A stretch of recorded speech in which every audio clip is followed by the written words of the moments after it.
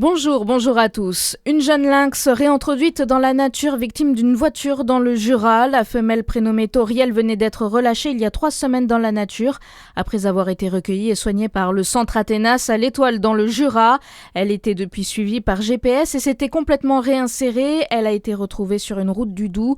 L'automobiliste ne s'est pas arrêté et n'a pas signalé la collision. C'est le 10e lynx victime d'une voiture cette année.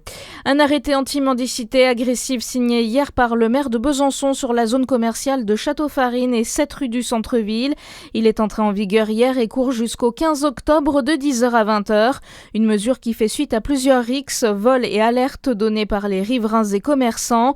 Entre le 15 avril et le 20 mai, ce sont 60 mains courantes qui ont été relevées au centre-ville.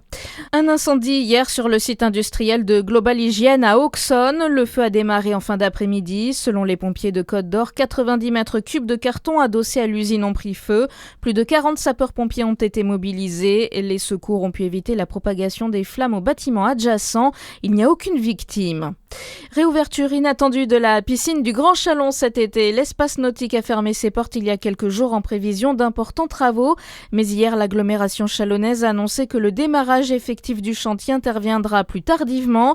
Bonne nouvelle pour les usagers, la piscine va pouvoir ouvrir au public. Dans votre actualité aussi, nouveau rebondissement autour de Patrick Bruel. Visé par une dizaine de plaintes pour viol et agression sexuelle, le chanteur renonce à ses dates de l'été. Annonce hier soir de sa société de production qui dit ne pas souhaiter exposer les organisateurs ou le public à un climat de tension. Et puis du foot, Nice arrache son maintien dans l'élite. Les Aiglons ont battu Saint-Etienne 4-1 hier soir lors du barrage retour Ligue 1, Ligue 2. En foot féminin, l'OL Lyon a écrasé le Paris FC 4-0 en finale. Les Lyonnaises sont sacrées championnes de France. Bonne journée sur Fréquence Plus.